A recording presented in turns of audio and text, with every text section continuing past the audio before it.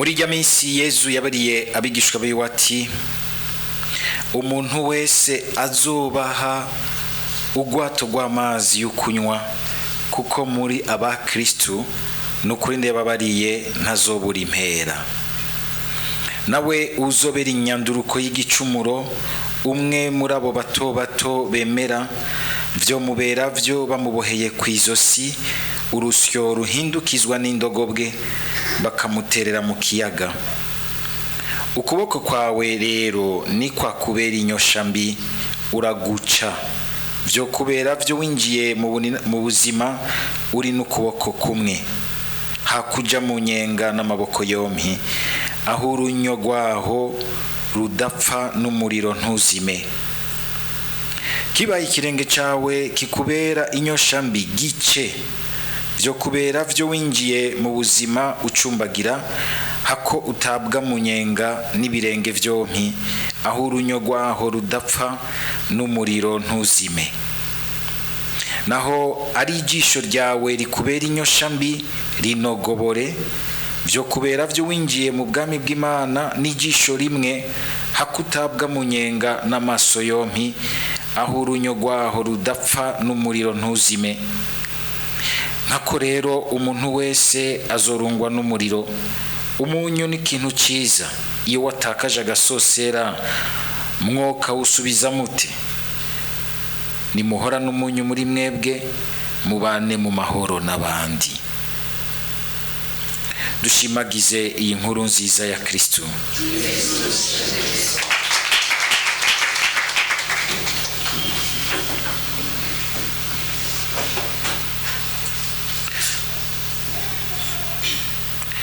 Aya majambo y'Imana tuyagiwe uyu munsi arimwo impanuro nyinshi zingene twoheza vy'ukuri tukagerageza kugendera kwinanatira kugendera ubukristo bwacu mu buzima bwa misi yose. Mu gisomwa ca mbere Yakobo niko tukumva yuko umenga ijambo agerekeje ku bantu b'abatunzi, ariko umuntu wese aratunze nubwo kumbure aha yaratumbereye amatungo y'aba bantu usanga umenga baratunga mugabo atamutima urimwo, bagatungira kukurya no kuruhisha abandi, bakanezerwa no kurunda amatungo aho abandi bamerewe nabi ntibumve ibihingene bimeze. Mugabo ugiye kuraba twese n'imiburiburi n'uwogira ngo ntacafise aratunze ubuzima Imana yamuhaye kubugihumeka. Ubwo buzima ufise nitunga umuntu abugenza ate, abukoresha gute? Ubwo urabukoresha mu kubana mu mahoro n'abandi nubwo go bari buto nk'uko tuvyumvise. Yezu bivuga ngo nimuhora n'umunyu muri mwebwe mubane mu mahoro n'abandi.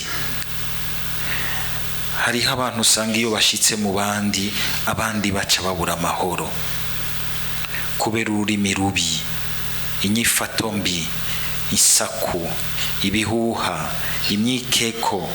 Ugasanga ahari kuba umunyu w'inema y'Imana, umunyu nugira ntiwo kwitwararikana no kwihanganiranira, ugasanga urabuze itunga ry'ubuzima Imana yaguhaye, ugasanga nturi kuraritungisha abandi ahubwo riko risubiza inyuma ubuzima bw'iwawe n'ubw'abandi.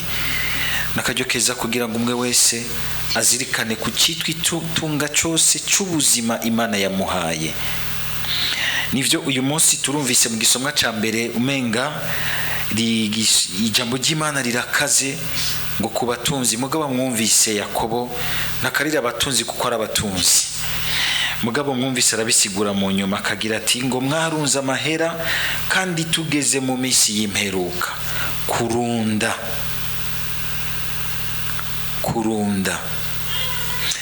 Hari umufilozofe umuhinga mu vyiyumviro yitwa Francis Bacon. Niwe yigeze kuvuga ati amafaranga burya ameze nk'amase amase murayabona, sinze abantu bo ngaha mu bisagara amase haragize mugabo ko bari inka ziba hano mu bisagara. Ati iyo arunze hamwe umwanya musanga harunze yahaturiye. Muramaze kubibona abantu babonye amase? Iyo arunze ahantu akaguma ahantu arunze arahaturira nta kintu kihamera, usanga mbere arimwe ibikogoshi. Nahariho abantu bakunda ibikogoshi, abantu bakunda ibikogoshi mwese muca mwumva umenga nayo mwonsagira bagaruke. Mugari abantu babibonye banina Hazimana bakaduga mu ijuru rya kane. Aho agira ati kandi mugabo amase iyo akwiragijwe mu murima, agakwiragizwa mu murima, aragira akamaro, agatuma umurima wimbuka byinshi. Suko impanuro womenga nuguca tugenda muri ya makonte yanyu, kandi abantu usanga bafite amakonte ameze neza. Wocu ugenda kuyora muri konte yawe ngo ukwiragize utagaguze, oya sivyo. Mugabo ijambo ry'Imana radutumira yuko utorunda ugasanga urunda gusa ibiharuro ukabura ubuntu hafi y'ubuzima burushe bwabara hafi yawe, kiguma ari kibaza imbere y'Imana. Suko waronse kumbure mu nzira nziza ko ucurunda, hari ubona Imana ikwereka mu maso no mu mutima no mu bwenge ko akeneye kumuramira, hamugacuza Imana irankunda cyane. Uriya mugenzi wawe adafise ikimuramira lo minimum vitana, ukabona umenga ntacyo bikubwiye. Si ibyo gusa, abatunzi baragira impengamiro yo gutunga abatunzi babi. Nk'uyu munsi turabona abantu b'abatunzi babi, aho bari banyumve si jewe, ni ijambo ry'Imana.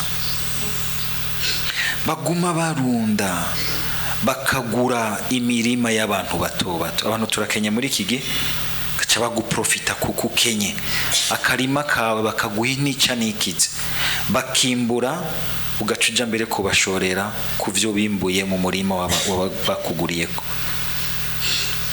Gasanga ari abantu bake bariko barigarurira ubuzima bwose economique financiere bw'igihugu, abandi banyika, kandi ukabona umenga ntacyo bibabwiye.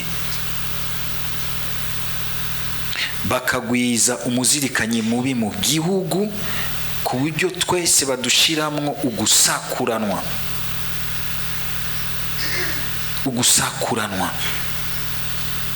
Ntibaza n'umuzirikanyi wo gusangira, gutabarana no kuja hamwe. Wewe uriya murima wawe tukugurire canke nawe tukugure kumwe nawo.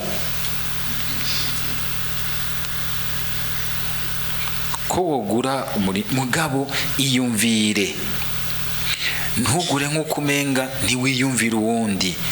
Hariho nk'umuntu ubona uti none nk'uyu ndamuguriye umurima wiwe acajaye, azoca abaho gute? Cyavuga ati Pati, wewe uratanguye kuba umukomunista, umusocialiste. Iwe yasi ikibazo cy'ubusocialiste ni ijambo ry'Imana. Hariho un capitalisme sauvage y'umuntu aguma arunda gusa atumva ubundi buzima ingene bubayeho hambuvu yiwe. Icya kabiri murumvise agira ati ngo mwarunze amahera ngo kandi tugeze mu minsi y'imperuka, iminsi igoye, iminsi mibi. Icya kabiri akagira ati abakozi barashwabuye imirima yanyu ariko ntimwabahemvye, l'exploitation. Nawe uwo muhemba ntiwigere wiyumvira ikintu coteza imbere ubuzima bwiwe. Umuntu akagukorera agatunuka, ukaguma umuhemba twatunu, ibyo akwinjiriza ni byinshi, mugabo agahembo kiwe ugasanga ni nica nikize, nikigera kaduga. Ubu Kristo ijambo ry'Imana rirashika ngaho, ubu Kristo burashika ngaho. Ntibikunda Imana ni Imana y'ubuzima, la vie concrète ijya tubamwo hajya hanze. ingene usangira imigenderanire y'umwitwarariko hagati yawe na mugenzi wawe, hagati yawe na mugenzi wawe. Umuntu akagukorera ntiwigere wiyumvira, kandi ukabona ko ibintu biguma biduga ku rugero runini, mugabo ntiwigere wiyumvira nawe kumuduza mu buzima, kuko ibyo biriko birakuduza byaramuriye, byaramuruhishije, gushika nawe ushobora kumuhendesha, gutera akagere Imana, kwibagira umunsi w'Imana, kwibagira abandi, kwibagira n'umuryango wiwe, akagutunukira ukamuha akadouble salade aco kavuze, mugabo uyo munsi ukamuca ku Mana kugira ngo akorere inyungu zawe, ariko ugasanga naco uri kuramumarira, naco uri kuramuduzamwo. Uyu munsi ukaba uri muri abo, iri jambo ry'Imana uryumvirize neza, na jewe ndaryumvirize neza, twese turyumvirize. Ubwo nta muntu usanga mu migenderanire yacu nawe turiko turamuriramwo mbege. Kurya mbege murumva ico ari cyo? Naje kubona abantu ariko barajya ubugari, ugasanga ubugari bungana umugabo zarakura gato gato, ugasanga babumaze. Sanga umuntu uzuramurya gato gato gatebuka mumara ataco yimariye, ataca mariye umuryango wiwe. Ijambo ry'Imana aho rirakora, abakozi bacu tubakoresha gute? Ubwo turitwararika yuko uko baduza ivyacu ko ariko natwe tuduza ubuzima bwabo. Nico kibazo rero. Ahandi akagira ati ingero yabo iri kwirasemerera, amaborogo y'abashwaburiye yarashikiriye amatwi y'umukama. Ntuze wihende ngo urariye agashahara, urirukanye umukozi utamuhembye, ntafise ahavugira, niyavugura mupfungisha, kuko urafise abantu baca bamupfunga, ukabaha icupa bagaca bamupfunga. Ntuze upfungisha umuntu kukarenganya ngo biraheze, umenye yuko yo ico gihe uravyuye intambara n'Imana, muhonyora hamwe n'Imana, kuko Imana ukoze ku muntu adafise ikimuvugira, menya yuko ari ikihaguruka ikamuvugira. Ubu vyuye intambara n'Imana, nturye ngo umanika akaguru mwiko muti jewe ndahambaye, ndahabona, jewe ndakerebutse. Ubu vyuye intambara n'Imana, kandi ntuzuyihendesha ibisabisho, amasengesho, kwisonzesha ibiki, oya. Uri kuraniga, uri kuranyonga buke buke muri uriya muntu wanje, wewe nyene mbere uri kurishira umugozi mwizosi. Aha kwisi ikiro kirahambaye gose.